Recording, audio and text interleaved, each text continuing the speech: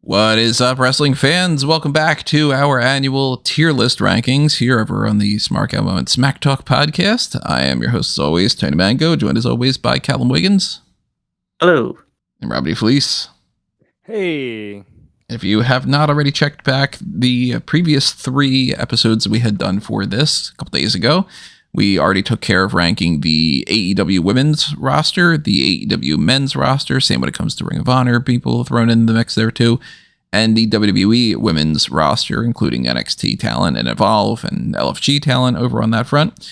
So we have one more set of people to go through here, and that is the biggest list out of all of them, the WWE men's / NXT / whatever, everybody within World Wrestling Entertainment is on the men's roster side of things. So if you've already checked out tier lists in the past of any kind of capacity, then you should know how they work. We got an S tier all the way down to an F tier. They are all labeled correctly on the spreadsheet that you'll be able to see in a moment when I switch over to that on YouTube. Obviously, if you're on the audio only side of things, then you'll just have to go by our voices. But we are ranking these superstars based off of our personal preferences, as well as just our overall perception of them. If we think that somebody is being treated like worse than they should be, we might rank them a little bit higher. And then if they're treated a lot higher than we think that they should be or whatever, then we might kind of lower them a little bit. It all sort of depends. And we kind of do our 3-tier system here of, 2 people vote an S tier, 1 person votes a B tier. We might end up going into A, that kind of thing. So we also want to know what you have to say too, even though we can't factor your opinions into the mix, but you might agree or disagree with us. So chime in on all the different platforms that you can. Make sure that you join our Discord channel. Hit it up over there on that server and join on the fun. If you're on YouTube, hit those comment sections with your thoughts on these kind of things. Also, make sure that you're subscribed, ring that notification bell, and click on the like button. If you want to get access to the stuff ahead of time and you were disappointed that you had to wait because we put this stuff on schedule for, I'm going to publish this on probably like the 10th or so of October, and we're recording it on September 29th. We just go 10 days ago. That was on our $5 and up tier. So, every once in a while we do things like that. So consider donating to that. That's all greatly appreciated. Same thing with Darkcast tier, even $1 a month, greatly appreciated too. And Redbubble and TeePublic is where you can pick up your merchandise. So keep all that stuff in mind as we go along here and we start ranking these different male superstars. So I'm going to switch over to our spreadsheet. And I had forgotten ahead of time to do what I had done before with Evolve of ranking the different people. I'm the only person that watches Evolve, and I don't even watch it 100%. So a lot of these names are going to be people that Rob's not super familiar with and Callum hasn't seen at all. Like I'm sure that neither of you have any opinion of Jax Presley, for instance, or Braxton Cole. A couple of them maybe. You guys have seen Malik Blade, so Yeah, he's a D. Yeah, there's some people in the mix there, but when it comes to that, I'll toss my thoughts into there. Then we'll kind of balance some things out. But I'll do that midway through or in the middle of other people talking and different things. I do want to make my Wyatt 6 group a little bit less big on this thing. I have everybody listed as like Dexter Loomis / Mercy the Buzzard. They're not really doing that anymore. Now it's like Bo Dallas is just Bo Dallas. But yeah, is what it is. Well, he's the only one that, like, when he does stuff, they'll be like, oh, but that one was Uncle Howdy. It's kind of like The Fiend. Mm-hmm. So it's I don't need to classify difference between those. Like Ramblin' Rabbit, it's not any different from Eric Rowan. So well, they're all going to go on the same tier, right? I would assume so. Do you want to start with them if we're at it? Why not? If we're just talking about them, I'm not ranking them high. That's for sure. Let me start moving them over while we talk about them. So I feel like they are the tag team champions, and I feel like that elevates them to a collective C, because otherwise I'd probably put them at D. But I'm gonna say C. I don't think I'd go C. I think I'd go D. I don't feel comfortable putting the tag team champions on the same level as Malik Blade, though. That's the same. Malik Blade might be E. Malik Blade could go down to E, yeah, I guess. I'd say, like, if this is what you're doing with the WWE Tag Team Champions, I hate to see what you're going to do with the NXT Tag Team Champions, because they're worse than the White Six. You're not going to hear much of an argument against that for me. I'm not the big Dark State fan. Was it? This is where, like, again, an increasing disadvantage because, like, non-watching of WWE, but even more so the fact that I'm really only fond of most of the women in WWE. Like, the men, I think, suck just overall. So I'm not even gonna, like, if this was like a combined men's AEW and WWE one, I'd be like saying, well, yeah, all these WWE ones are going no higher than B. Maybe a couple of exceptions, but like this is bad times, bro. But you know, you guys will talk me around on some of them, or I won't have as much of an influence. But I mean, I wouldn't. I'm not against them being in D, but like, I can understand the C one. But they're not very good, are they? So I'll put it this way: the person that I overall enjoy the most at this point in 2025 in the ring would probably be either Joe Gacy or Dexter Loomis, because Rowan's not really wrestling and Bo Dallas doesn't really wrestle. They're wrestling, yeah. Right. But their best, I don't think I would rank on the C tier. I still think it's like, there's nothing that they're doing that's making me like have to watch. And when they're in the ring with better talent like the Street Profits, I think that they're a tier below.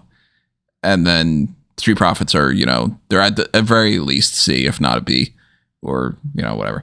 But that's my point. Like, it depends on how much, you know, positioning we factor in here, because every team they're beating is like a C or in some cases a B.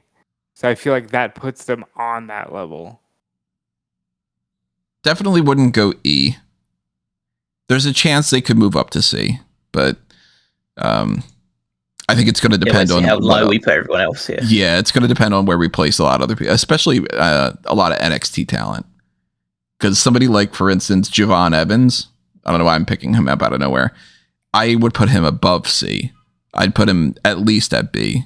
I mean, like, I wouldn't necessarily go A just because Javon's not won this championships. He's on NXT, that kind of thing. But to me, he's very much like, okay, that guy's got a lot of potential. That guy's a lot of fun to watch. I'd go Javon B. B. I'm sorry. I'd say Javon Evans a C. He's not won anything, and he's usually 50-50 in NXT. So yeah, I'd say C. Then I would definitely have the Wyatts in D. If Javon is a C, there's no way they're on par with Javon to me. I think they probably are. Well, I think that there's an argument to say that they are, but they've actually won stuff. That's what I'm saying. Which is weird, because usually this is Callum's territory. You're going strictly in ring based, which at that point they're D, or maybe even E. But if we're talking about presentation, I still think that bumps them to a C. Oh yeah, John from an in-ring side has like way more upside than any. Yeah, of the but Javon in ring is segments. like B plus, maybe A. But yeah, but he's presented like not a job, but that's not so. But he's pretty much 50-50 pretty much every feud that he has. Like, they never give him any significant wins, and if they do, it's like on the back. Then it's going to be followed up by a loss that pushes him right back down to the mid card. Like that's like my C ranking is not due to his ability; it's due to their inadequate booking of him. For anybody that's curious, I've been moving some people from Evolve that I, for the most part, have no opinion for. Braxton Cole, Aaron O'Rourke, Marcus Mathers, Sam Holloway, Harley Riggins, Jax Presley, gotta move over him, Draco Knox, Cappuccino Jones, Jack Cartwheel. For the most part, I mean, I probably should just move them all over and then just specify the differences. on the Evolve side of things, somebody like an It's Gal is somebody that I find very entertaining, but it's mostly just because he's a complete asshole character. And I'm down with like him doing a set of like reps with Jamar Hampton and then just hyping himself up by each rep, just being like, it's Gal, and then ending it with it's Gal. But we haven't seen him have a feud with anybody in particular. We haven't seen, him wrestled all that much. So the Vanity Project is great in Evolve, but they are in Evolve. So they're like, at this point, kind of middle of the road. They're like C tier. But I wouldn't take a Jackson Drake, who I think is good, or like Bryce Donovan, for instance, and say they're C tier on par with the Javon or with main roster C tiers. So it's probably better to just keep the Evolve and LFG people on the no opinion side of it. But for anybody that's curious, like I see a lot of potential in somebody like, like I could see Sean Legacy winning championships. That guy's good. I don't quite see it as much in like a Chris Island. And it wouldn't shock me if he didn't make it past Evolve, or if he got onto NXT and that's where he hit his limit. So we can dive deeper into that if anybody's interested, but it's a lot of things that not many people are super invested in. So I don't know if I want to dedicate too much time to that. If everybody would be like, oh my God, just get on to like, where are you ranking Gunther and stuff? I just real quick. I hate these names. As you're saying them, they sound completely vanilla. Yeah. And Anthony, like, Luke, and that alone sets them back, because it's not like, for example, even if you go in the doldrums of the Hogan era, you're like, well, that's the Berserker, right? At least you're like, I wonder what this fucking guy looks like. Anthony Luke, okay, like, yeah, like there's nothing that's making Draco Knox stand out, for instance. The couple people that we could potentially rank, though, now that they've been around long enough or whatever, Idris Sanofe, Malik Blade, Timothy Thatcher. I guess that would probably be it, that that the three of us at least would be able to rank instead of just me. I don't think that Timothy Thatcher now is anywhere close to what he was before, but even when he was in NXT and he was being actually pushed and he was like with Riddle and all, he still was kind of C tier. So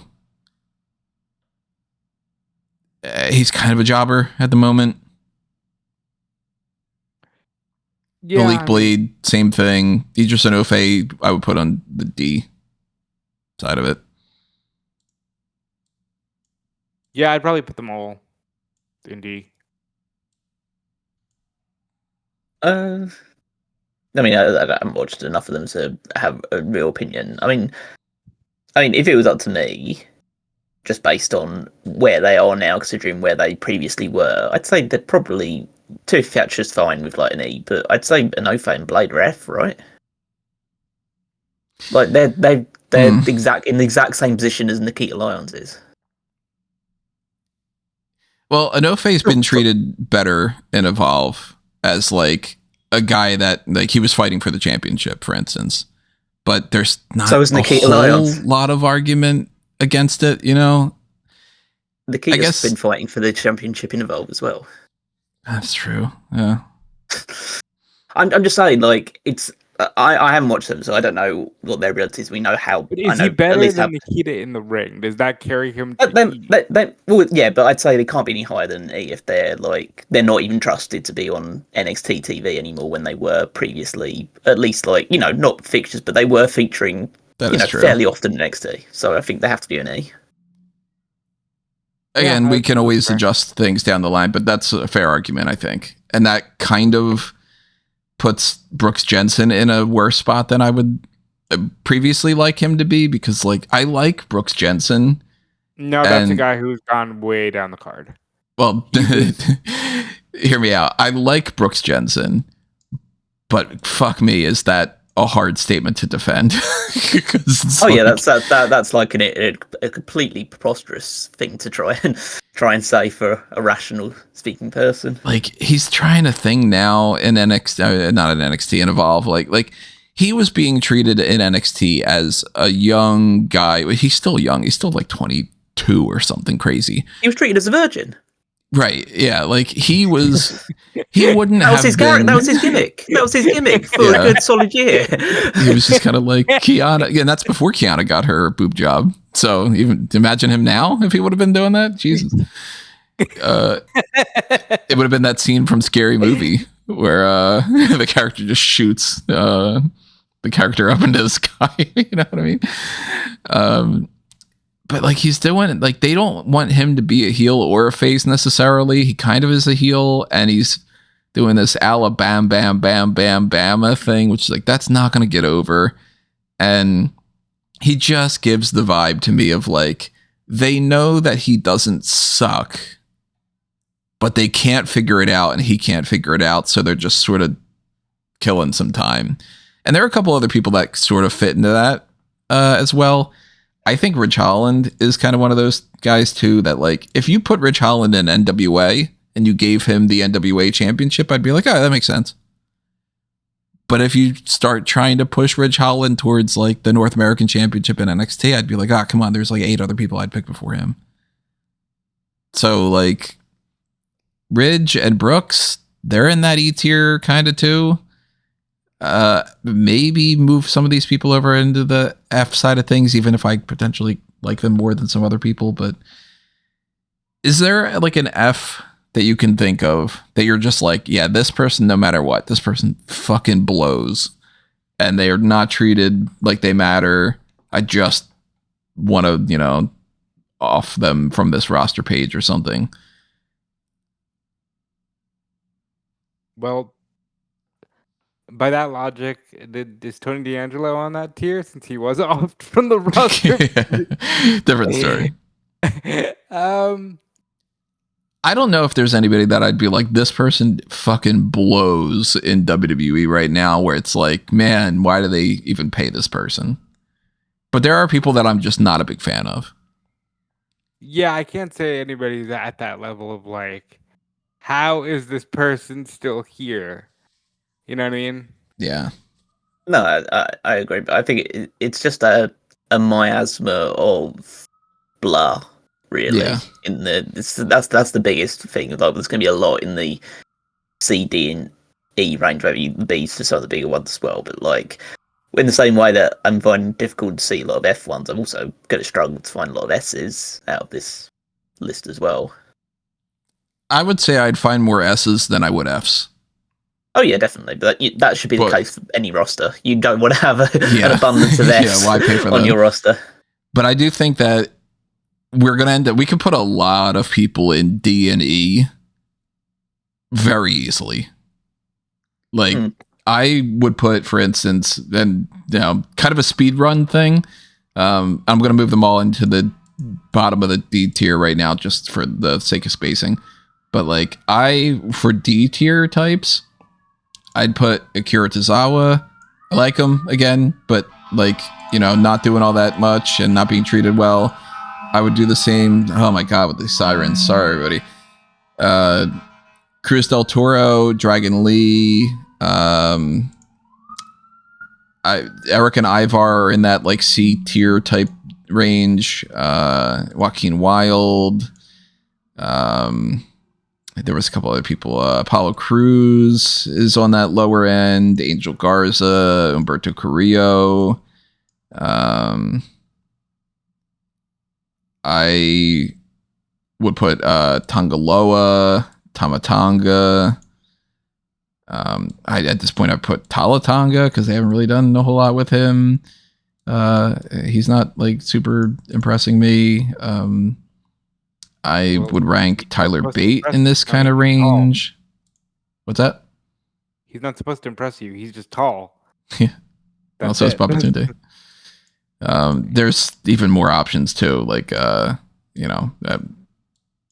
me just spitting out like a dozen of these names right now, but there's plenty other people that I would rank in that like C, D, E type range without even thinking about it, you know?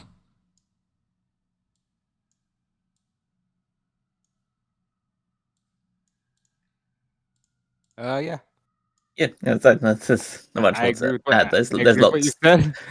There's way more people than that on the list that I can see, but like, yeah, Yeah, but that's not even it tapping might into the be NXT easier to guys. say some of the good people because like, then you're just Yeah. left with the. Like, Sure, let's- okay, like Randy Orton's an S. Yeah. He just is. Like, I think when we're talking S's and A's, because we could shift people to the right. I'd throw an AJ Styles in there. I'd throw a CM Punk in there for the S or the A. I would throw a Gunther in there, although to be honest, he'd probably lean he's had a more rough towards. 2025, but Yeah, he'd be still, more of an A tier than an S tier right now for me. I'm just going putting them on the left just to make it a little bit easier. I would Roman. throw Seth Rollins into the mix there. I would throw a Roman in there. I would throw Cody in there. Drew McIntyre is one of the top guys in my mind. I would be high on Sami Zayn, but I wouldn't go S. That this isn't just tossing him into S. Kevin Owens. Kevin Owens is another one that's very much towards the top. Cena. Lesnar and Cena, yeah. Oh, that's the guys on the side. Yeah. As much as it's problematic when it comes to Brock Lesnar, it's another thing. We got Lance Anoa'i. He's on the who knows because they haven't even done anything with him yet. I would put Obafemi in there. I think Obafemi is fucking great. He's like the 1A I would probably give to the NXT men. I think that's too soon. I'd go A for Obafemi.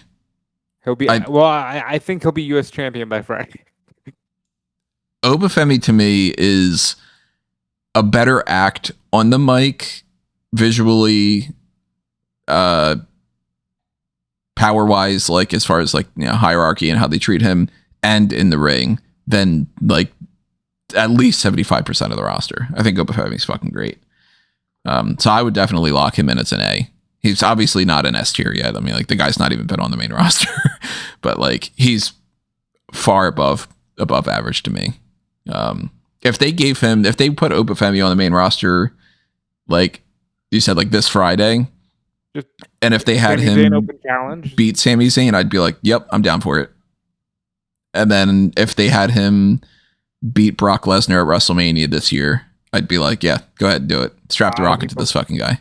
A lot of people already saying that. I still think that's Gunther's spot, but I think where Gunther was in 2022, that's where Femi is about to be. Brock's fighting Gunther or Braun, I think. I don't know. We'll see. But like, Obafemi's not an S. So that's definitely puts him in A, if not B. But I would go A.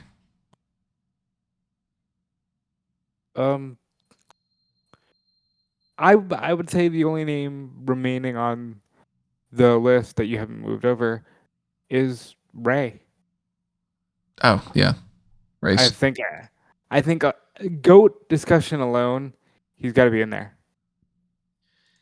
There's also that whole thing of like, well, if they've reached that status, but they aren't at that level now.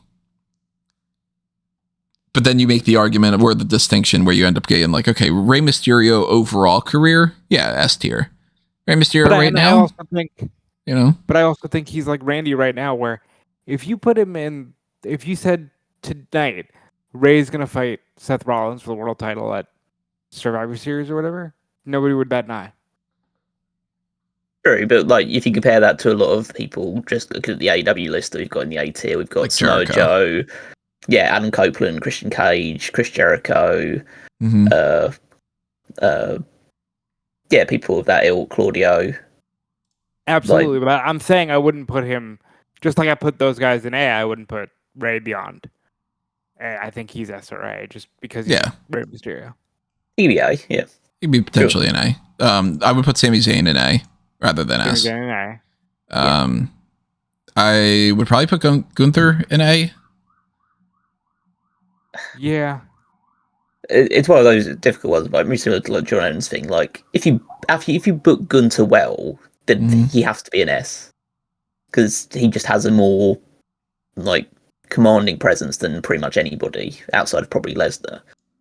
So he should be an S, and they've done such He a bad might job beat with him that Cena. he's an A instead. He has beaten Goldberg. He's done it. I think you can say S for this. He's beaten Goldberg. He's probably beating Cena. He won the title again this year. Lost it again, but he did win the title. He's fought Punk. Well, we're going Punk, Brock, Cena, Cody. Like these guys are pretty much all BSs, right? I think Styles that isn't. Yeah, maybe we can make an Styles is an argument. Styles, McIntyre, and Owens to potentially be down in A, but like I think that's the way I would do it. Which is a shame because like they're all fucking great, but like you know, there is a difference between the way that they book AJ Styles versus the way that they've been booking Cody, for instance. Okay, So it's I like have to ask. the S versus an A plus or something, you know. We haven't named him yet, but Jey Uso has been all over the main event scene, and I do think he needs to be no lower than a B for how he's booked. Oh yeah, no, Jay is a B, I think. I'd go J, B, Jimmy, C. I feel so bad. I love Jimmy Uso so much, but like, I've said this to you guys, and I genuinely believe this because I saw somebody say that Rey Fenix is Penta's Jannetty now. And I'm like, no. The only person I've seen in the last 2 decades to ever go to be full Jannetti'd is poor Jimmy Uso. Because it's night and day for those two now. Yeah, I mean, to be fair, if like Jimmy Uso is a C, which I actually think is probably like the fair position to put him in, that's just again. Then I'm starting thinking, oh fuck, this is so bad. Like this is terrible. He's the average. He's the middle of this thing. How bad is this roster? Oh my god, it's terrible. Yeah. Also, like personally, I don't co-sign the Seth Rollins in S tier. Like he should actually, prove that he can draw before he ever gets to the S tier level, but which he's consistently never been able to do. But like here or there, he wins a lot of championships. He's Triple H's buddy, so he's like everything you just said. Makes me confident. To me, he'll always be Becky's husband. He's the modern Triple H. Everything you literally just said, you can swap in for Triple H, and you can say to me, he'll always be Stephanie's husband. Like, Triple H was good. Triple H was the best wrestler in the world at one point. And I think you can say the same thing about Seth Rollins. Not this Seth Rollins, probably 2018, 2019 Seth Rollins, but I think at one point, when he was in the mid card, he was like really good. He was the best wrestler on the roster. Yeah. But yeah, anyway, he's there because of his reputation, which is fine. But okay, let's have a look at some other people. I guess is LA Knight an A in this roster? No. I mean, he kind of is. I don't know. See, LA Knight is a hard one for me because I would instinctively put him in B. If you're putting him in A, then you got to move Jey Uso over. That's just... Yeah. See, I'd go B because, like, to me, Jey won the world title. Won the Royal Rumble. He very clearly, like, shouldn't have. No. Yeah. Like, so it's kind of like, yeah, Jinder Mahal was a former WWE champion. Did we ever want to make him an A tier? You know what I mean? If and then, like, 2017, we would have had to because he was the WWE champion. And I kind of try to filter as well in the idea of if this wasn't 2 world titles, where would their world titles be? And like Jay wouldn't have fucking won that. Like they still would have just been like, well, we'll give him the Intercontinental title. So I'm like, to me, Jay is a B. LA Knight's a B. I would probably put somebody like I'd put Bron Breakker and Bronson Reed in B. Even though they didn't win the world title, LA Knight didn't win the world title, whatever. To me, it's like, yeah, but Jey Uso's being booked as the equivalent of them. Mm. Same when it comes to like Jacob Fatu, I'd put in B. Like, fun is all hell, but he is being treated like he's shooting up right now to try to fight Drew McIntyre. I don't know. Again, someone who's not watching, so maybe my opinion's mute. But I feel uncomfortable having Bron Breakker at a lower tier than Obafemi when he's done what Obafemi's done, and also been successful in the main roster. That's true. That is a fair point. That is true. Maybe Obafemi goes into B. I think like the peak of NXT can't really get into A level. Yeah. I'm not disagreeing with you that he could just be pushed onto the main roster and just do it. But until that happens, I don't think he's there yet. Like if he comes up and he wins the Sami Zayn Open Challenge, or he comes up and he immediately makes a big impression in the Royal Rumble, then we can talk about that thing. But until that happens, and that could happen very soon, he's just lost the NXT title. So these are fluid. We did rank Jasmine next, so. These are fluid. These rosters are always changing. So you never know. Yeah, Jasmine Nix, that changed. So we don't know. I mean, again, we're doing this on the 29th of September, and this is going to come out in like a week or two or so. So I don't think that Obafemi is winning a championship on the main roster in the next, 2 months, even, I would say. But there is certainly a chance behind that. But I think that's a fair point. As soon as he comes up to the main roster and he begins to like immediately show that they are going to push him, then you totally have my blessing of putting him into A. I just think that it's just too soon right now. And to be fair, against my point of view, because I'm always willing to admit if I'm proven wrong, and I think that you got a really good point there. Look at Karrion Kross. Karrion Kross was dominating the NXT roster. They bring him up to the main roster. He loses to Jeff Hardy. He gets this stupid gimmick with this mask, and his career just goes lower and lower and lower and lower. So never underestimate Triple H's ability to snatch defeat from the jaws of victory. I mean, Vince and Triple H both have their list of these people that it's like, how did you fuck this guy up? And they could do that with Obafemi. Strap the rocket to him and let him do his thing. He should be the next Brock Lesnar because that guy's fucking great. But yeah. And then that justifies a little bit more so Javon being in C.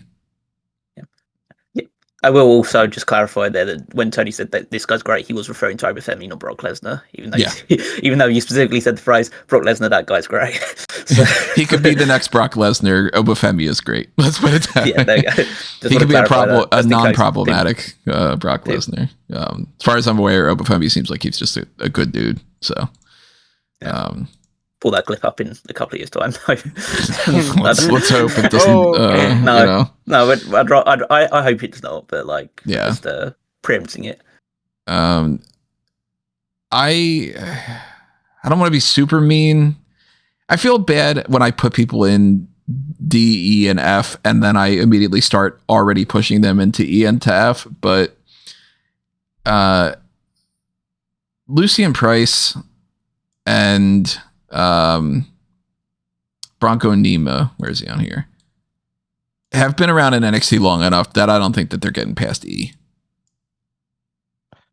They were Jada Parker's backup dancers. Yeah. Good way of putting it. I like Out the Mud, but it's very clear what the direction is for them, and it's unfortunate, but shit happens. I think again, I'm less likely to put somebody in F until we get the whole thing sorted out, and then we can move people over. So I'm almost just kind of like, I'll just put everybody in D and E, and then we'll move them over. But that's where Hank and Tank go, somewhere in that E and F range. That's where Cale Dixon and Uriah Connors go right now. That's where Tyreek Igwe and Tyson DuPont go right now. I think that's where Dark State all goes. So Saquon Sugars, and Cutler James. For that matter, Dante Chen too. Theon Lennox. Where is Osiris Griffin? I think that Nico Vance is on that. I think Noam Dar at this point has proven himself to be on that front. He got injured again, right? Yeah, he got injured again, like right after they did the whole thing with putting him back into that Heritage Cup, which has just been missing, and Stacks just doesn't care about it because he's just, paying attention to Ariana Grace. Which, to be fair, she's prettier than the cup is. Also, don't move past this without putting Lexis King there as well, because that's where he belongs. He's an E at the best. I mean, I would put him in that D&E range for sure. Like, I can't defend that he would be in middle of the road. Don't get how badly he's been booked in no universe. You're putting Lexis King on the same tier as Tyler Bate. Don't get how badly Tyler Bate gets booked. Lexis King's got way more personality. Lexis King beats out Tyler Bate in ring. Tyler Bate beats out Lexis King. That's how I put it. There's such thing as a bad personality as well. Yeah, I find him fun. I like him as that douchebag character. But you just like assholes. Like it. Not all. Yeah. Luca Crucifino would be in this mix too. Andre Chase at this point. They killed Tony D'Angelo. I just want to go back to that. Where the fuck is this guy? Yeah, Andre is a jobber. All these that are going in D and E, I think we'll reassess it, because like some people that are in E, we might end up moving in D. So everybody that's like, oh my god, you're just putting them all in E right now. It's because it's just to balance it out visually for me a little bit. We're just concentrate on NXT just to get through those ones, because they're the ones that are probably going to fall between, like, at the top end they're B, and then the lower end they're going to be C, D, and E. Right. Dempsey, I think's a D. Who? Just because he hasn't. Charlie Dempsey, because he hasn't kicked on at all. Dempsey, I'd put in D. He's got so much potential, but they aren't doing anything with him yet. Yeah. Ethan Page is a comfortable C, I think. Yeah, Ethan Page is a C. He's on par with Javon. I would say Ricky Saints is a C. Yeah. You could make the argument for D now that he's won the title, but I think C is probably fine for now. We'll have to see how he gets booked too, because if he gets booked as one of those NXT champions where Josh Briggs just beats the shit out of him on NXT, then it's going to be like, all right, well, you beat Obafemi, but so did Tony D'Angelo. You know what I mean? Wow. Yeah. In which case, realistically, the only other B from NXT is Trick Williams. Yeah, Trick's a B. Hey, he's an S in TNA, baby. Yeah, but he's an S plus in TNA. Shit. I think that Henry, he's on the fucking roster. We might as well. You might as well. Yeah, he's pretty much on the roster now. Yeah. Well, I think he's middle of the road then. Yeah, I think Joe Henry's because I know he's been on WrestleMania and stuff, but like he's still a joke character. In 3 minutes. Yeah, exactly. Yeah, as the TNA World Champion. I would say Tony D has a chance to be a C. They give him every belt but the NXT title. He's dead. The character's been killed off somehow, but like I have not seen this man since they seem to have Tony Soprano to him. He is a C. They protected him enough, and he won titles. He was like a mainstay of that NXT roster for a good number of years. I think he did everything he could do in NXT outside of winning the world title. Okay, I see Luca Crucifino in E. Well, temporarily at least in E. He could move over into F or something. Where's Dax? So, actually, let me move some of these up a little bit. The people that we actually actively put into a tier, like Charlie Dempsey, we put into a D. We put the Wyatts in D. The other ones we could just kind of, whatever. They just fired Idris Novak. Right now? Right now? I feel bad. I feel bad because it's like mean to him, but hold on. That is pretty funny if that is. He put up a video on Instagram saying "Bye WWE." I don't know if he's. Okay. Hold on, let me go through this. I'll move him off to the side. Yeah, just know if he announced he's leaving WWE. Oh, he says he's leaving. So he's probably not. Oh god, so another company that they can't spend even a little bit more money to move on to. Good for him, though, to an extent. So, Like, I think Onofe's the type of guy that, like, if So wait, you are put him more- in Ring of Honor, I think that he is on par, if not better, than a lot of the Ring of Honor people. But realistically, I can't be like, oh, Onofe is a guy that they should give the TNA championship to immediately or something like that. do we? I will say with very great certainty he's not better than people. I haven't even seen him work, and I know that he's not better than most of the NXT, the Ring of Honor roster. Do we think that this is a case of his contract has expired, or do we think they are making room? I asked Like, for that something in because- particular? Yeah, well, I asked that because we're in the middle of doing a roster ranking, and do we think that some other names might also be departing?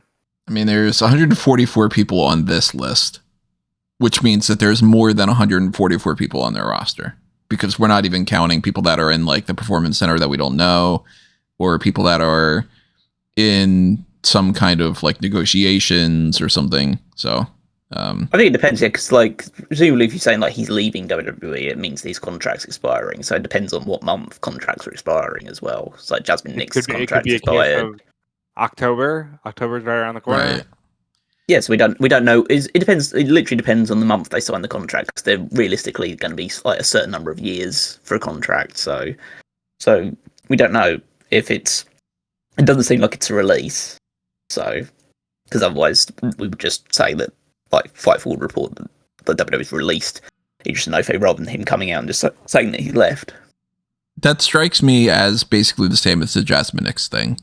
It's probably Enofe is on Evolve, and they probably said, okay, well, we want to keep you, but we either want to pay you the same as what we were paying before, or we want to pay you less.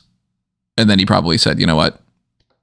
It's not worth it. If I can make the same amount of money or more being on the indies, or I can bet on myself and go to, you know, maybe AEW will be interested, maybe TNA.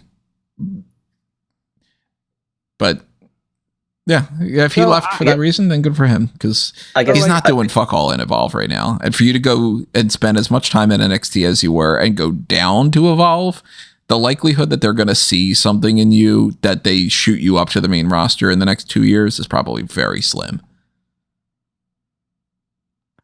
I will say that, like, I thought him and Blade as a team were charming. Yeah, they were fine. You know, I thought, you know, they could have had something there. Hopefully he lands on his feet, because I'd always rather see people succeeding in wrestling than just departing the industry altogether. But, you know, sometimes that's the way to go too. You just no feet. Yeah, I guess he had Enofe of NXT. So, I mean, we'll put him off the list for there, but then that kind of, almost funny enough, makes Malik Blade have to be the drizzling shits option, because it's like, well, he was treated as nowhere close to Idris, and Idris is, you know, well, other people that I think we could lock in, like the D and the E side of things specifically, like Angel and Alberto. I think we can put them in E and then put Santos in D. What do you think? Yeah, sure. That's fine. I think. Which sucks, because like Santos is fucking good, but man, they don't want to push that guy. He's so good too. Very disappointing. Well, this is the thing now. Like with a lot of them, it's just the case that pretty much their entire Latin contingent is now just there to prop up AAA more than it is to actually be pushed on the main roster. They firmly reached a point where WWE is like, you are at a certain tier, and that's where you are, and it's good to keep you as a good hand, but we're not going to be invested. It's like you got Ray, you've got Dom, and you've got Penta and Phoenix, and then everyone else is just okay. You just go to AAA every now and again. Speaking of Dom, B. I'm surprised you didn't push for him to be A.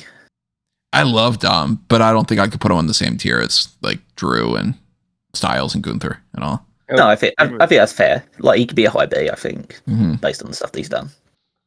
If this was just pure like who do I like, then definitely some things would be different. Because like I would, if I'm going like my top rope list of just favorites and stuff, like I'm gonna bump up at AJ Styles, I'm gonna bump up a Javon Evans, I'm gonna bump up Obafemi, but I'm gonna downgrade somebody like I would even downgrade CM Punk. Like he wouldn't be on the top tier for me if it was just favorites. He'd be on the second tier or lower. Also looking at this again, not to like make a load of comments and like disparaging ones, but look how old that S and A tier is. Yeah. Like they're so old. Like they need these people from the B ones, and hopefully they do. I don't want it to just like fall apart entirely, but like they need those people from the B tier to step up really soon, because like that is like AJ Styles talked about retiring soon. Cena is going at the end of the year. Like how long is Lesnar just going to keep hanging around? And like Orton will keep going until his neck falls off, pretty much. Like he just seems to enjoy it. But and Roman will go away eventually entirely. So it's like, yeah, it's crazy how little young blood there is in that mix. It's like if you compare it to look at what Cody had to do to even get to where he is. He had to leave, help start a whole other company. He like did a lot of things to even get to there. And I agree. I don't want to compare it entirely to AEW's one as well, but like if you look at AEW's, like they've got a fair mix of older people like Omega and Okada and Moxley in there that aren't going to be around for like 10 years or whatever. But then you mix that in with Paige, Ospreay, Strickland, MJF, and you've got a healthy mix of some younger guys that are right at the top of the card. And then you got on the A tier ones, you got like your Fletchers and Bandidos and Darby Allins and Powerhouse Hobbs and people like that like young guys on the come up. Whereas WWE one is just so like the youngest guy they've probably got. Well, the young guys they've got on the good trajectory are Breaker, Obafemi if they decide to use him properly, Trick if they decide to use him properly, Dominic Mysterio. And then there's probably a few others. Logan Paul could potentially be an A because that's how they kind of perceive him. Let's put Logan Paul in here. I'd go B for Logan Paul and put him on par with LA Knight and Jey Uso and all them. But that's predominantly because he hasn't won one of those championships and because he isn't around as often. But there could be an argument for that.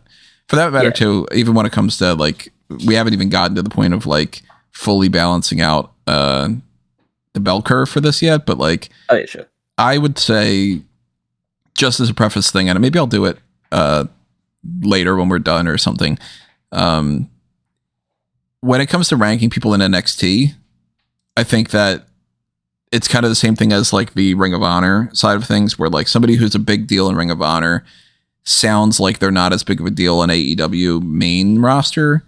But then if you were to just put them on the main roster and let them do the thing, I think that they would upgrade by default. So like somebody like, say, an Ethan Page, I don't think Ethan Page is middle of the road, normal, like meh. Because to me, middle of the road is it's not bad, not great. And you start getting like above average. Like I would put a Tony D'Angelo as above average compared to a lot of other people, but not compared to main roster talent because he is on NXT.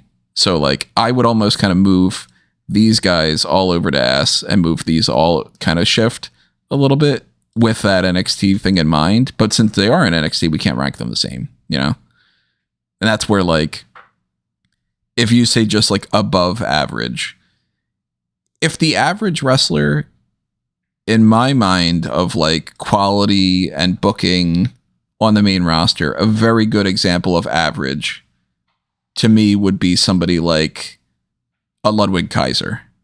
Like I like Ludwig Kaiser.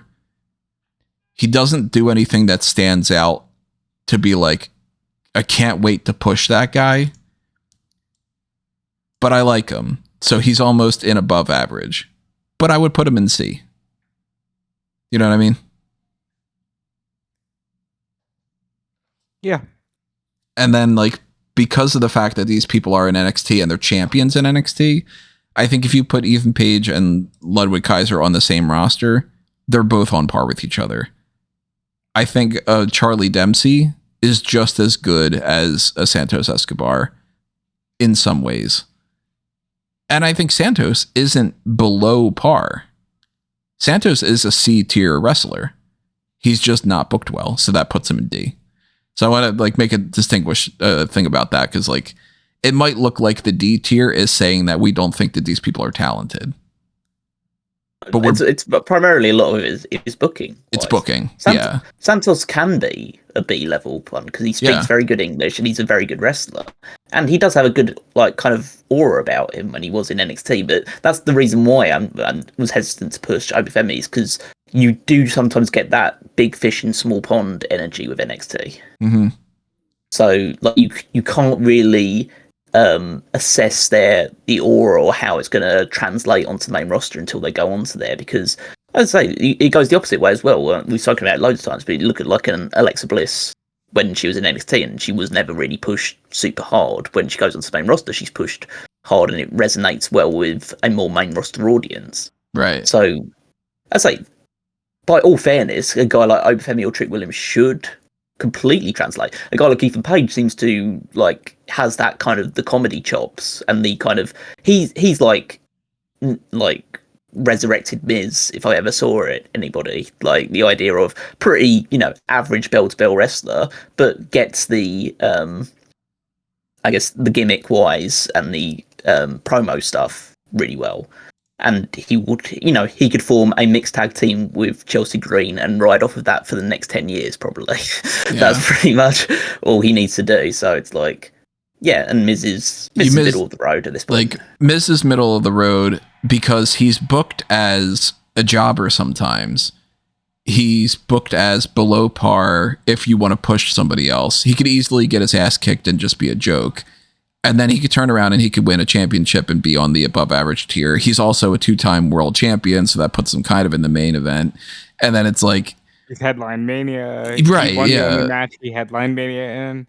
And I don't think under any circumstances that you could take even like an Angel Garza and be like, what a below par wrestler.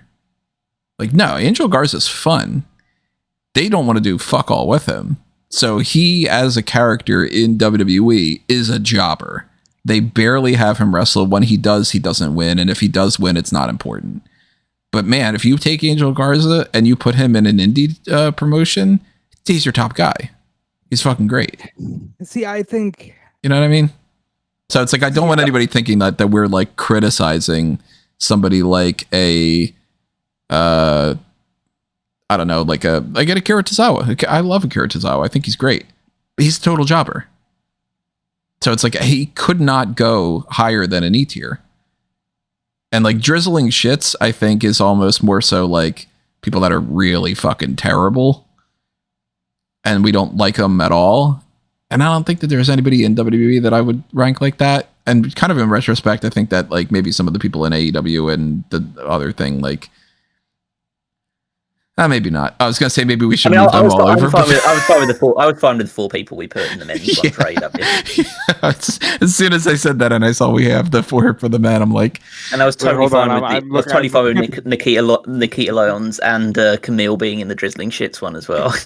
So I think we put our Millie Blade in there. That's fine. I think like even like Carly Bright being in F tier is a little kind of mean. I'd probably move her back over to no opinion and stuff, but like. I mean, I could tell you right now with like a fairly decent degree of certainty that if I watched an episode of Evolve and saw all these people on it, I'd put most of them in the drizzling shits probably, because they're probably not very good. They're on par with anybody else, I think. Like, there's nothing that separates a Jack Cartwheel from a Blake Christian. Oh, I know that Jack Cartwheel was good because Jack Cartwheel was in the Indies. Jack Cartwheel was in Ring of Honor. It's more the ones that are coming through that have no experience that will you can kind of tell some of the ones that stick out like a sore thumb that just aren't ready by any stretch of the imagination. But yeah, I can understand like it's difficult to put someone in there because F tier is more of a case of these people that probably shouldn't be in a promotion of WWE stature, right? Based on their ability. So And I yeah, think that's like So like I wouldn't even think that about Malik. Like to me, Malik is like, as far as like skill level, yeah, I mean, yeah, he's below tier. He's not he's not an average WWE superstar. He's below that. I'd probably put him in jobber, but man, if we need to have somebody in F tier as just like, and there's no chance they're getting out of the E tier, then that's where I'd put Malik. You know, like there's a big difference to me between you're a jobber on the main roster like Angel and Akira and Birdo versus you're a jobber not even on NXT, but a jobber that barely ever shows up on Evolve. I also like look at how difficult it is to parse these things because, you know, like a guy like Miz is, you could put him on any one of these tiers at any moment, depending on what point in his career he's at, and it would make sense, you know? Like, and it's, I think guys like Miz have kind of fucked up the idea of a ranking system like this because they're so all over the place. Yeah, no, I'm serious. Like, because that's true though. So all over the place. Yeah. Like, yeah, it's very difficult because you could look at a guy like Miz and go, Jesus, at one point he was clearly above Cody Rhodes. He was, you know, on par with Cena. And now it's like, I don't know, is he getting on par with the Evolve guys? It's just hard to rank. And a lot of these people have barely wrestled whatsoever. It's very strange to look at a guy like The Miz and say that future first ballot Hall of Famer could very easily lose to Miles Bourne. Same thing with, we haven't ranked him yet, but Kofi. Yeah, you know, like Kofi's like, he's a Hall of Famer. He's fucking great. I love Kofi Kingston. Can't give him an S tier right now. Kofi, in terms of accolades and ability and just the overall scope, it is as much of an S as, you know, somebody like a Punk. But Kofi right now, wise, C tier. Yeah. And then like the same when it comes to for that matter, we just mentioned Miles Bourne. Like Miles Bourne, I'd put with Charlie Dempsey and Tavion Heights. They're on like they're not winning those championships to be in the mid card and all that, and they're not on the par with Ricky Saints and Javon and Ethan Page. But you know, I like them. I like Tavion Heights. I like Miles Bourne. I like Charlie Dempsey. I like Tavion Heights a lot. I liked his match with Ethan Page. I thought they did some good shit. I think Tavion, I see a lot of good stuff for in the future. I'm moving Jasper Troy over to no opinion. He wrestled like 4 times and then they just gave up on him for some reason. I wish I could say higher marks for Josh Briggs, but I can't. So that's like, is he D or E? Well, probably D, I guess. Like D minus. minus. I'd say. High D. Like poor D minus Josh Briggs that had the potential to be higher. Sean Spears. D. Maybe E. Like he's more of a manager at this point. Player coach. You know. Stacks I'd put in D. He is a champion right now, even if it doesn't count. And like I like Stacks. Stacks is good. Wesley. C or D. Did he get hurt? Where did he go? Yeah, he just disappeared. I don't know. I think he's done enough in NXT to be worth a C. At the very least. I'd be down for that. Like Wesley's fun. High Rise, the other 2 guys in High Rise, probably D. Maybe even E. I'd put Tyreek and Tyson in E. They don't consistently push them.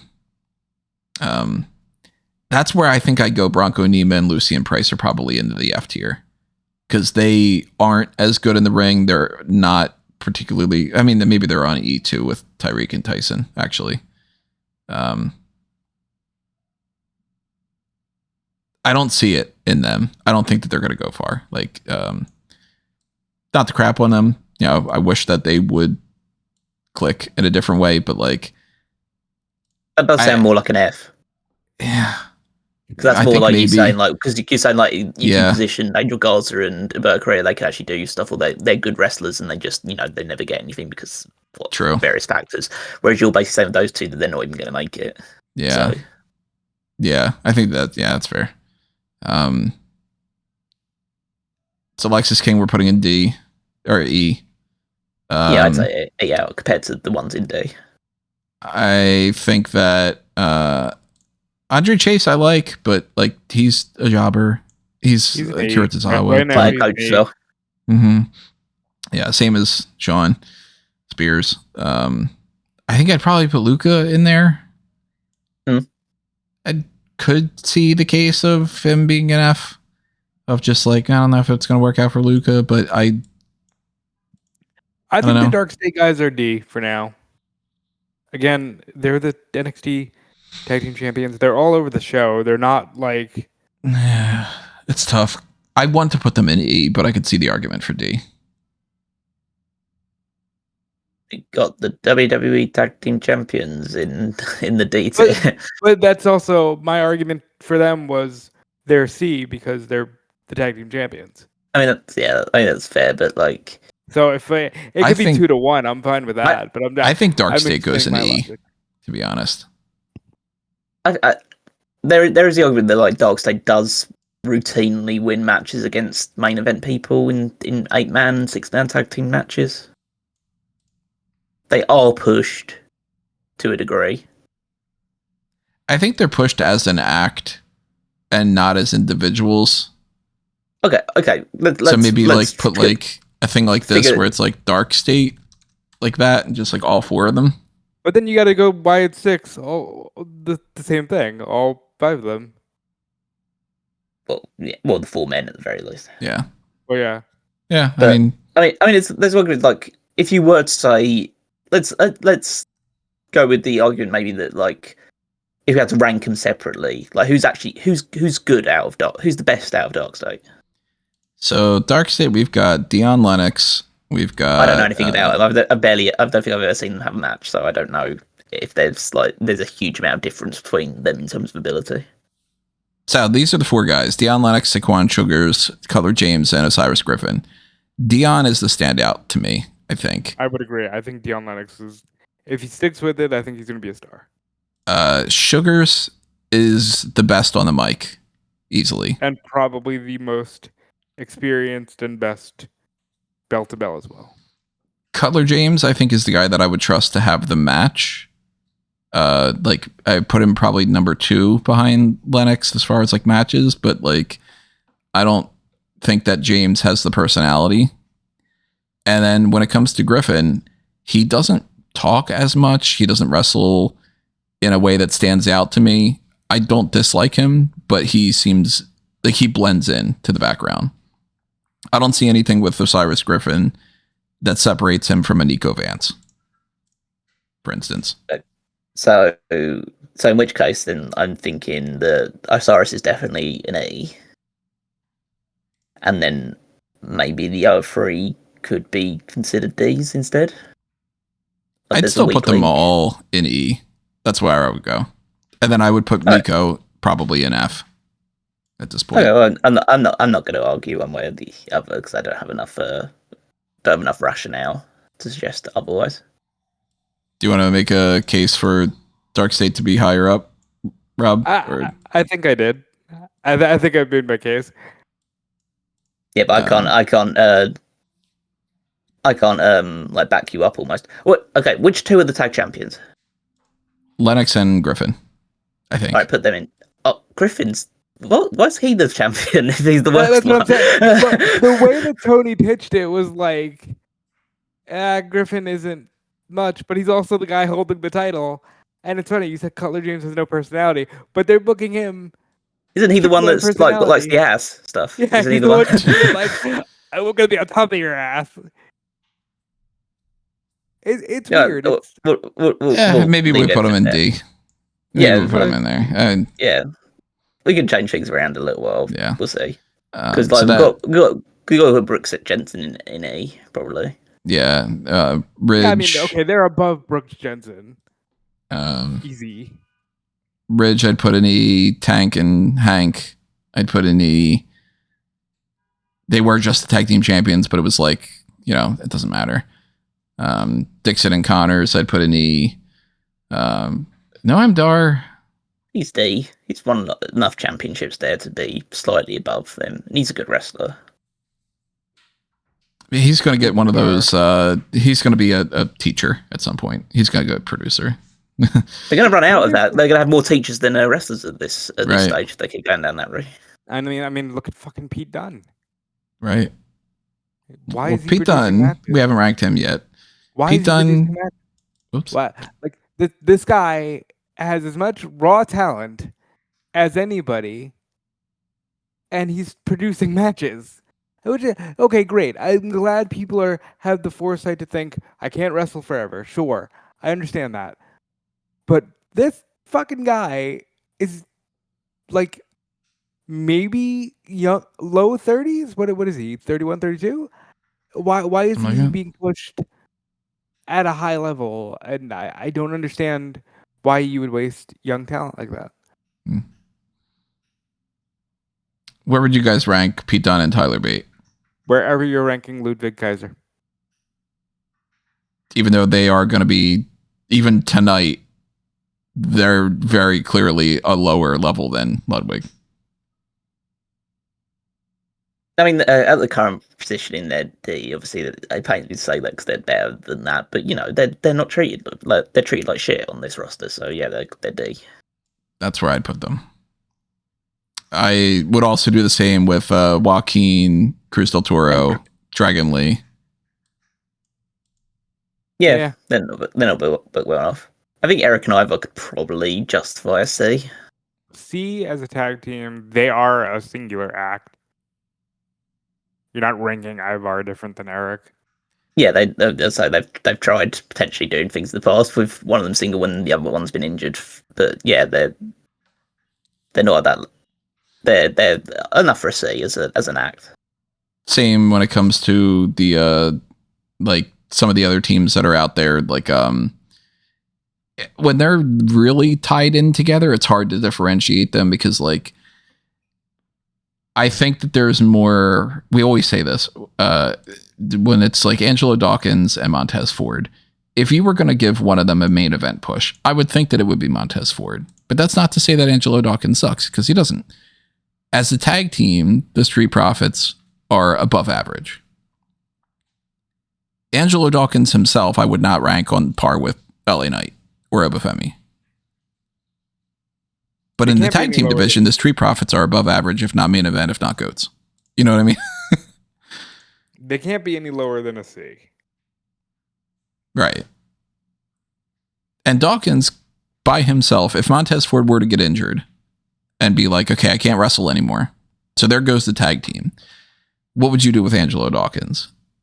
I would either put him in a tag team again, find somebody else that he could partner up with, or I'd be like, well, he's a solid C. But as a tag team, Street Profits are better than C. I mean, I think if just as a prediction based on certain factors, I'd say if Angelo Dawkins was left on his own due to a Ford injury, he'd probably be a D. Could be in that range too. Nothing to his ability, more to do with let's say the way that Triple H books people like Angelo Dawkins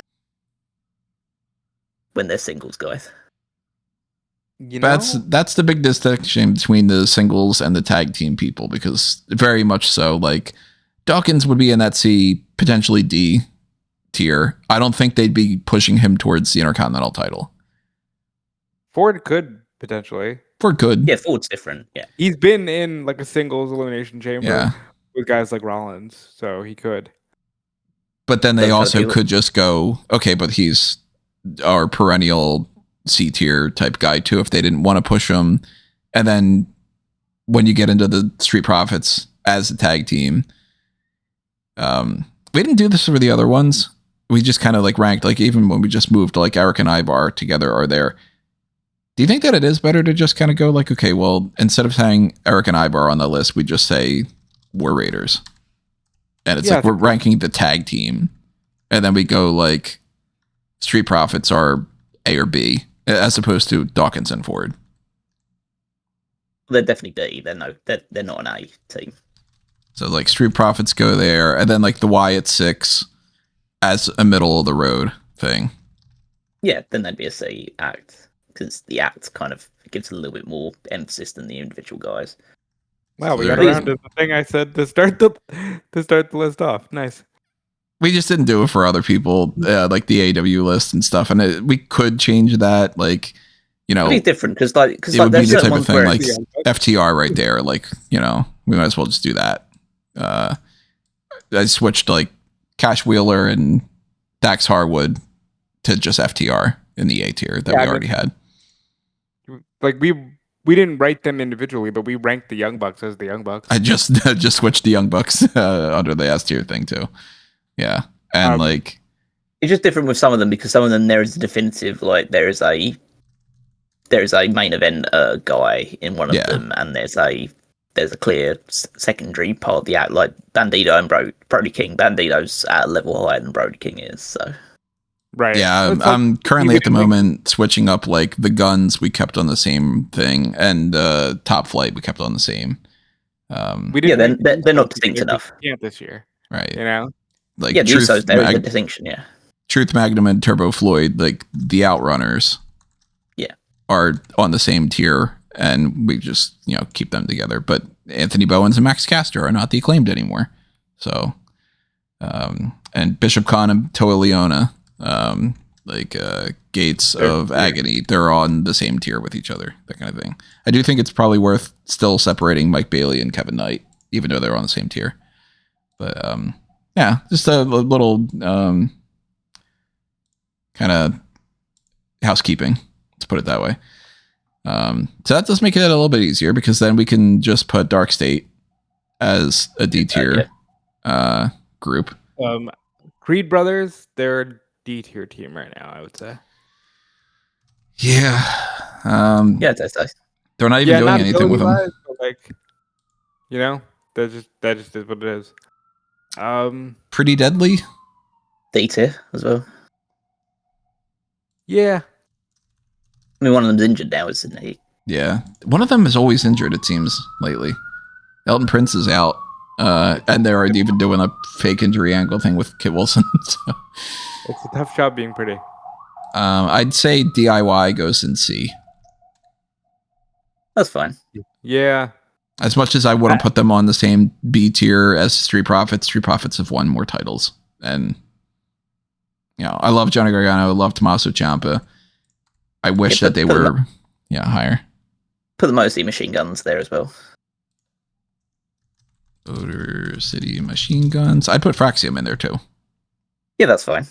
They're not being pushed. SmackDown Tag Division is a C, is what we're getting at. Yeah, pretty much. Yeah.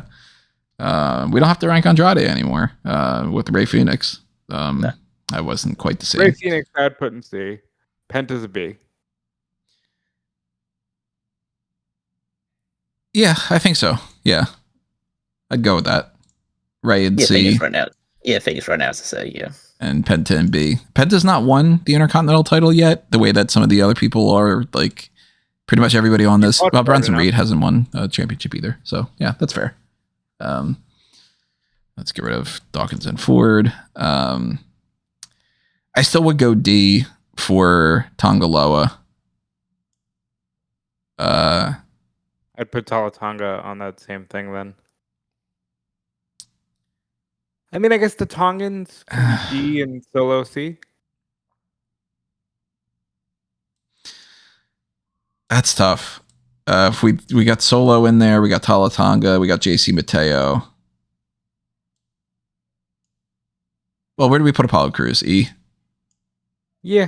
Yeah, right now. Yeah. For that matter, Otis unfortunately has to go into E too. Yeah, he looks that way. The Tongan MFT connection, all those guys.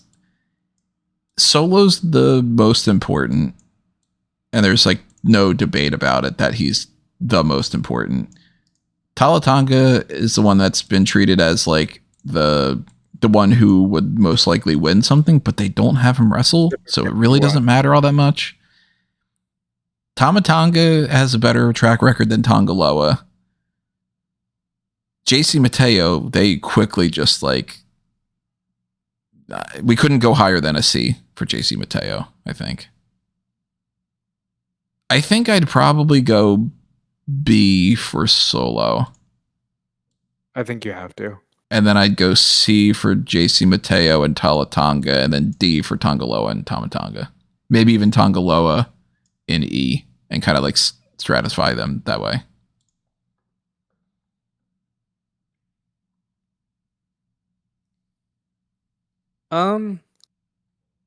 Yeah, I think that's okay. It's I don't have as much opinion about how they're booked and positioned. I know Tolatonga sucks. So that's like, well, as I just from watching him in New Japan, I know that he isn't very good. So I wouldn't rank him that high, but like if he's been, I mean, you could maybe do B, C, D, 2 of the Tongans in D, and have Tongaloa in E. Wait, what?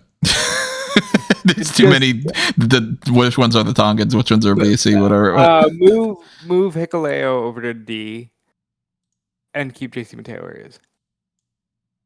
Yeah, I'd be okay with that.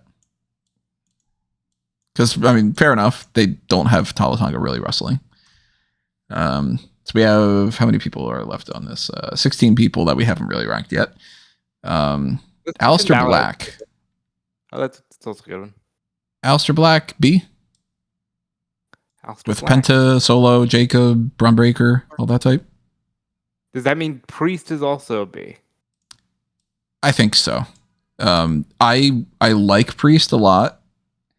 If they continued to push him as a main event guy, I would try to make the argument he'd be an A-.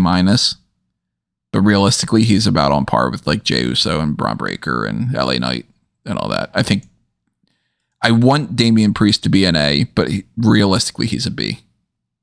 Tony, can you just do me a quick favor? Move The Rock over to GOAT. Why is The Rock waiting to be ranked? Yeah. Was Rock even there? I don't know. He hasn't wrestled in over a year. He's not on the roster. Yeah, fuck him. Let's just get rid of him. Yeah. Woods. I forgot about Woods. Woods is on the C tier too, with Kofi. I mean, at that point, New Day. I forgot to just write them as a New Day, which New Day S tier tag team, arguably top 3 tag team of all time or whatever. But coming to WWE in just WWE history, probably top tag team of all time. They're in that discussion at least, but right now, Grayson Waller go into that group as well. Then, boo. So actually, here's what I'm thinking. Would it be fair to just move the Street Profits over into the same tier as the Wyatts and the Motor City Machine Guns and all that, and just be like, tag teams are essentially treated as C tier?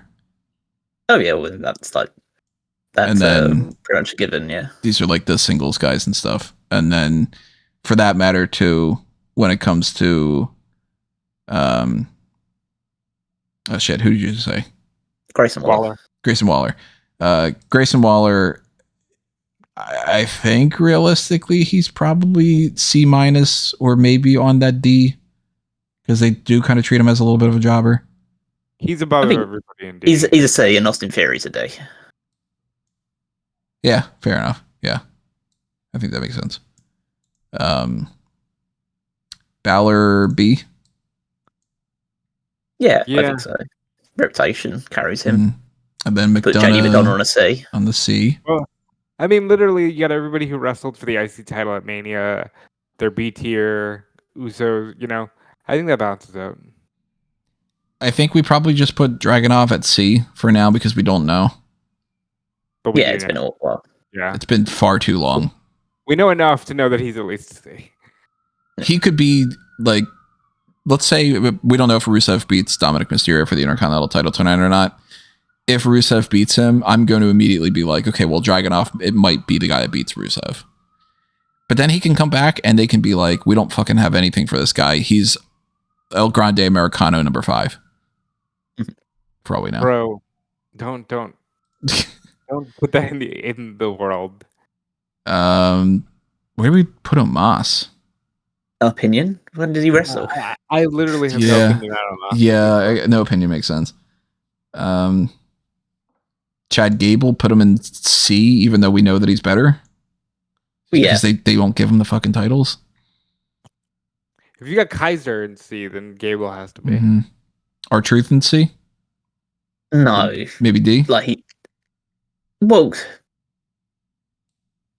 He's now back to the He's a goat in my heart. the comedy character R-Truth now. Like they completely abandoned like the serious R-Truth thing, which even that wouldn't have been any higher than a D. I mean, and so just from from the clips I've seen online, he's F tier for me. But that's like, I know he's not going to go there, but I don't think he can go and C. He's a joke. I would say D then, because like they do want him around. They do push him in some ways when it comes to like just being an on-screen character and all, and he can beat people sometimes if they have him do that. But like on par with like a Joaquin Wilde or Santos Escobar. If R-Truth beat was against Santos Escobar, either one of them could win a match. Please see my comments about The Miz in regards to the rank. It's very hard to rank these people because of stuff like that. Yeah. Mello C. Yeah, unfortunately, he's not reached the B. Like, if they give him the United States title, then he'll go into B territory. But Trick right now is a bigger deal than Carmelo is, which is crazy. We have Rusev, Sheamus, and Shinsuke Nakamura. Actually, three people that kind of are all in the same sort of racket. But I would rank Shinsuke lower because they just perpetually don't do anything with him. I say BBC because Shinsuke, they could get. It's another one of those. You could give him a title right now. He's almost in Miz category there. They could give him the US title tomorrow, and people wouldn't bat an eye. But also, he's not as good as he was. I'd be okay with BBC. It sounds really terrible. B for Rusev, B for Sheamus, and C for Shinsuke. I should say that instead of BBC. Yeah, that seems about right. About now. Yeah. I actually don't even think we need to change anything. I wouldn't. We have like almost exactly a thing. The A and the E are definitely not sorted correctly, like as far as like balanced. But to try to do that, we'd have to move people from B over to A, and we'd have to move C over to B, and then D over to C, and then E over to D. And I don't know if there's that much movement that we could really do. I think that this is just the way that the roster is right now. There's not a ton of people that are in that, particularly like a lot of the NXT people. It's just too hard to rank them on par with the main roster. I would easily though. I would move like there's a good group of people like right here, even just like Ricky Saints, Ethan Page, whatever. Like, I would see an argument that they could move into B and other Bs can move up into As. Right now, though, the 29th of September, before even Monday Night Raw, I think we're pretty solid where we're at.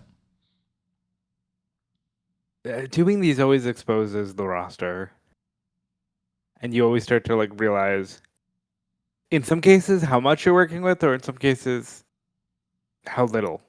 And it can be tough to see it written out like this. At least from the mindset of like, okay, when we take out all of those S's, because as Callum pointed out, Cena's done after this year, Roman's winding down, Rollins, maybe we're looking at 3 to 5. You know what I mean? Like, who is going to step up? Because even like Sami Zayn's probably not going to wrestle for much longer. Jey Uso said he wants to do maybe 5 more years. Like, you got some of the people that are in that A- or B+ type tier, they're not necessarily all younger either. Like a Dominic Mysterio could be a top heel for years and years to come. Damian Priest is in his 40s, right? Like, that's the example I always use. Priest. Everybody always thinks he's this young superstar. All those bottom five in the B tier are pretty old. Which again, like, it's not. We're not doing like a fuck you ageism kind of thing. Like, it's the reality of, damn, they take too long to push these people. It's the same even outside of wrestling when we talked about things when we got into the James Bond discussion and people were like, Idris Elba would be a great Bond. Even if you ignore the whole, like, some people would be like completely opposed to a black James Bond or whatever. You ignore that. It was just like, well, do you really want to cast a Bond to have his first movie where he's like 55?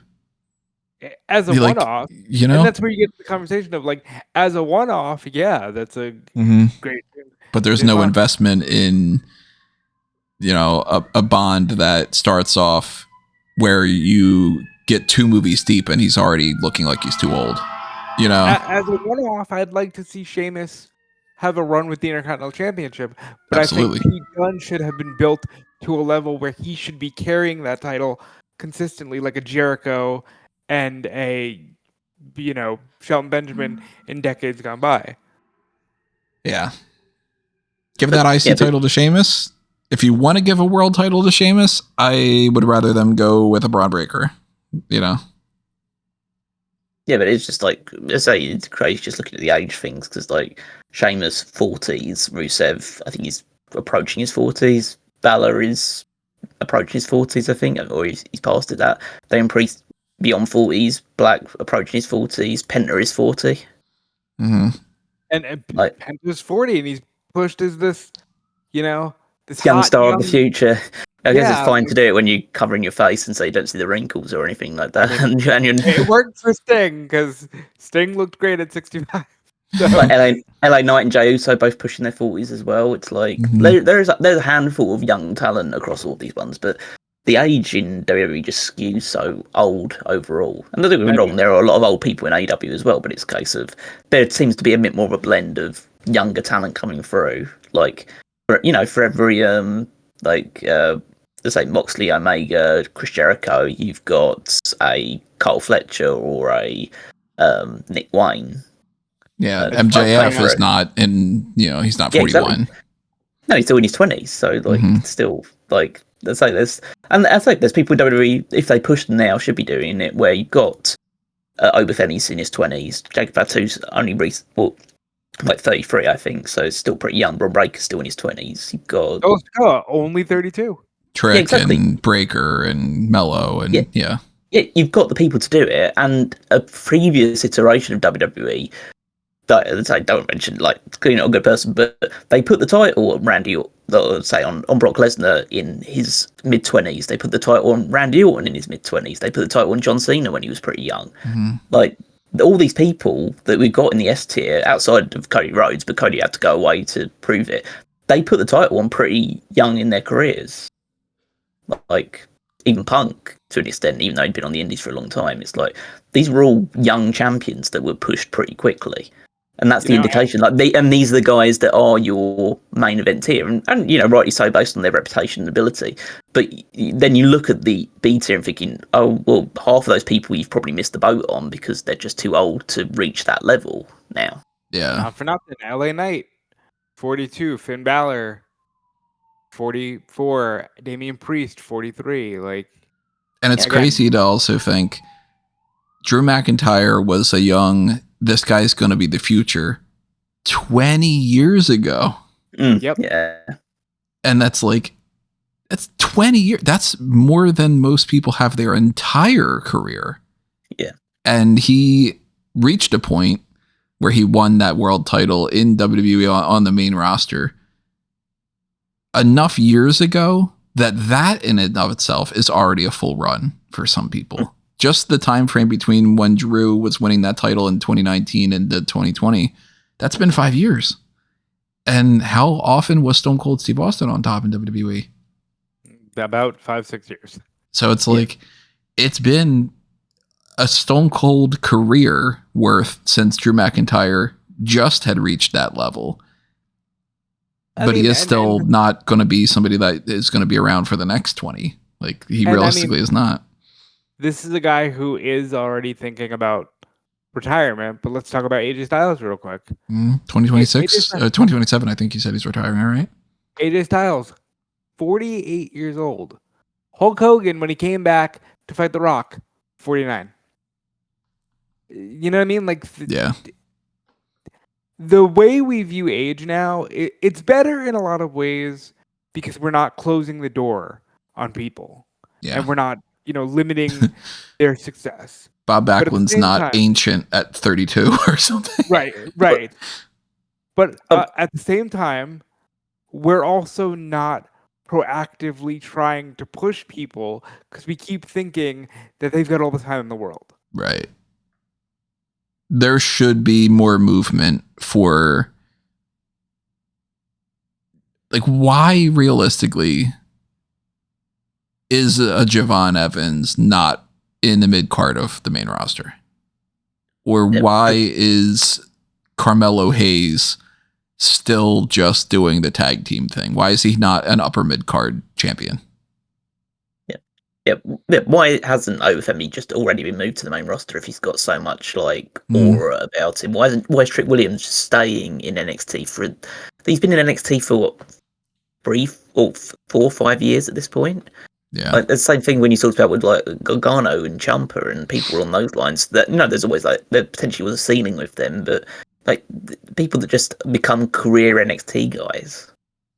At least it seems like, with the benefit of hindsight, you can say that the thing with Gargano and Ciampa, and to an extent like Adam Cole and that whole season of guys, it seems like the reason they never left is because NXT was such a different vision. But like, why did you keep Roxanne Perez in NXT for 4 years, 5 years? Like, move these people up. I say it all the time with Gable. They were all like, oh, Chad Gable, he's such a young guy, got so much room. He's been on your main roster for 10 years. yeah. We're not talking about like he's got to make it through the doldrums. 10 years is a long time. We just said double Steve Austin, double Bull Rock. Realistically, at this point, as much as I don't want people to lose their jobs and stuff, but like, if WWE were to be like, hey, we have too much programming, which they do, and it's a big difference between now versus what it was when I was a kid watching, we had Monday Night Raw. We didn't even have SmackDown. So we had either a 1 hour or a 2 hour show per week, and that was it. The roster didn't have 150 people on it. And they still had enough people that they could like bring in people and do stuff, but like there's a major benefit to having a bigger roster and having Raw and SmackDown. And then when you have Raw, SmackDown, and NXT, I think that that's the real, that's how it works. If you've got Raw, SmackDown, and NXT, you've got a clear division between your legends and your main people that you're pushing, and then your good hands are on the main roster. NXT then becomes people you're pushing towards that level and brand new people. But when you have Evolve and you have LFG, there's no real distinction between most of the people that are in Evolve right now and the people that are in NXT. And then a lot of the people that are in NXT should be on the main roster. And then there's certain people on the main roster that at this point, if they haven't clicked, they probably won't. And I won't name any names because, again, I don't want to make it seem like I'm like, this person, whatever, even though we put like a Nico Vance in the F tier right now. It's like, that's because I just don't think that Nico he's not being pushed well. He's in NXT. He's not a priority. He hasn't done anything. And I don't see him breaking out of that. Same with Dante Chen. Realistically, Dante Chen on a smaller roster probably wouldn't be around. But if they like him as a jobber, and they want to keep him in rotation on the minor leagues of the minor leagues, he doesn't measure up in the same way. Well, and or they're very intentional with their hiring. So even a guy like Dante Chen has some level of a spot on the card. You know what I mean? Like, talk about all the time with the Attitude Era. Yeah, there was a lot of like job guys, but they had spots. Like, everybody was used intentionally. Like, they know that they're putting him in the jobber spot. Right. Like, and even that, maybe he'll do something where he'll get a laugh out of something like Crash Holly did with the hardcore title, or You know, like people had spots. That's what I'm getting at here. I know we're rambling a little bit, but that's what I'm getting at. I would prefer an era where people had spots and it wasn't just this constant thing of like everybody's super duper great, but since there's only so many spots at the top, we're just gonna book a lot of people like shit. Yeah. So, plenty of these people could move higher up if they just decided to push them. And plenty of these people are ranked where they are primarily just because of their booking. But there's also certain people that if we were running our own companies, we would push them higher and lower based off our favoritisms and all that. And then at any point in time, somebody who's an A tier, a B tier, or even some C tier people could win the world title. And it would be like, hey, it happens. You know, Kofi can win. Or for all we know, Joe Hendry goes to NXT and within a year they move him up to the main roster and this act is still so over that Joe Hendry is winning the United States title in no time, and then he gets over and he's main eventing WrestleMania. But I think that we got a balance, and there are a couple of people that we could potentially tweak, but I don't think we necessarily need to. And then there's a lot of other people that it's hard to make an assessment for, especially on the Evolve and LFG front, or people like Jasper Troy, which was like, you made a big deal out of him for like 2 months at most. He's a monster. But yeah, I'm curious to see where a guy like a Bryce Donovan eventually ends up. And I think that there's Trill London is a good example. Trill, I've only seen a few matches of him because he's only been in LFG. Everybody keeps equating him to Jeff Hardy. Guy's got a lot of star potential. Right now, he's an LFG guy who didn't even make it into the semifinals. So, pay attention to that. Maybe in the future, BJ Ray is one of our main event guys. And maybe somebody like a Penta never gets past the level he's at now. I don't know. So I would also like to cap this conversation off by saying we need a strong third tier wrestling promotion. Like that's the vibe I've gotten out of doing these tier lists. Like I think there's still a lot of room for dividing the people who want to be wrestlers up into different promotions. Like this hoarding talent thing, it doesn't work.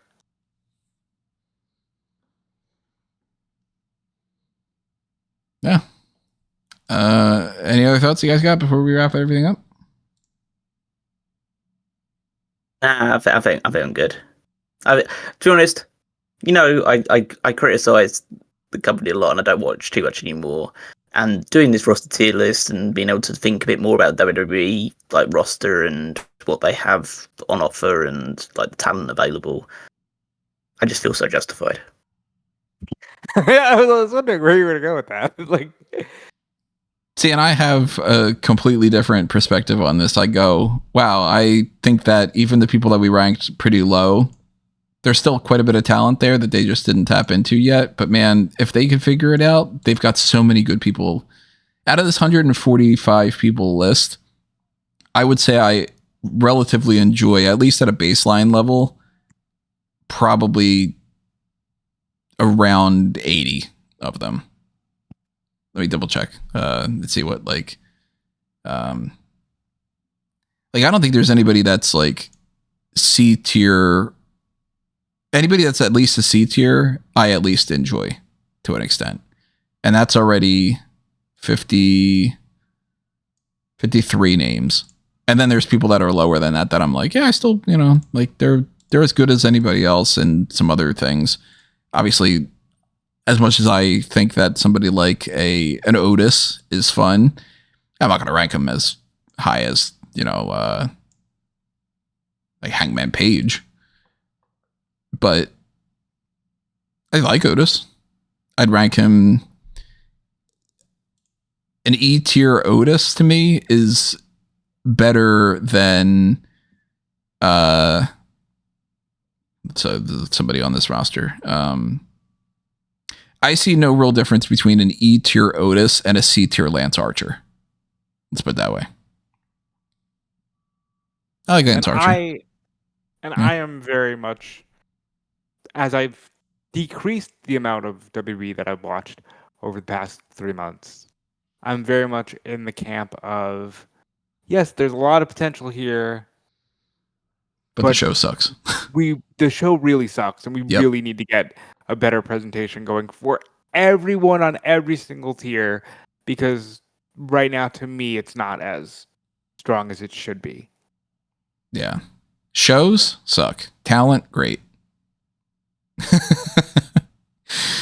And And then let's be clear. The worse the show is, the worse the talent is gonna look. Yeah. They can only do so much.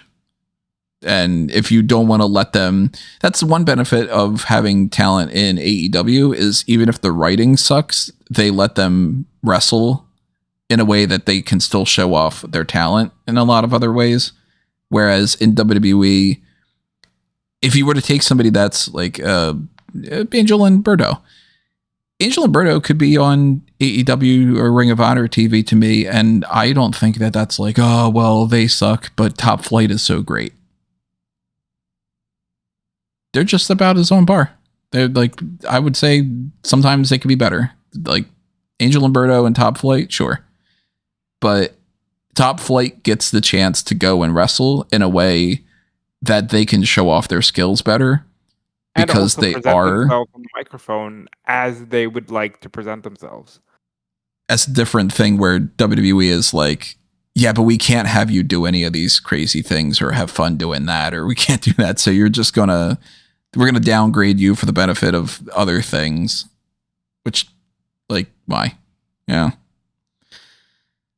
So keep all that in mind and drop your comments and tell us where you would rank certain people. And of course, also remember, we did this on the 29th. So maybe by now Rusev is Intercontinental Champion and maybe somebody else has gotten released. If Features and Ofe mid podcast is one of those,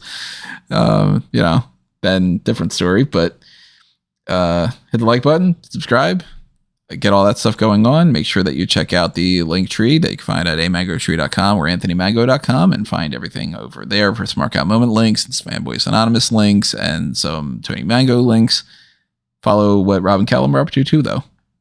Yep, you can follow me everywhere at Dude Felice, and once you get there, you'll see all the links to my work and all that stuff, and I always appreciate the support. You can follow me on Twitter and Blue Sky at Wigmeister14. If you liked these rankings, then you might also enjoy the Power Rankings every Saturday over on smarkoutmemo.com, where I rank the WWE superstars based on their previous week's performances. And while you're over there, you can also check out the Fantasy League, also at WWEFantasyLeague.com, to see how our different rosters are doing, who's picking up points on the road to Crown Jewel, where there will definitely be plenty more points up for grabs, as well as our prediction contest to help dictate who gets a bit of an advantage going into the next round of events, I guess. So yeah, check all that stuff out there.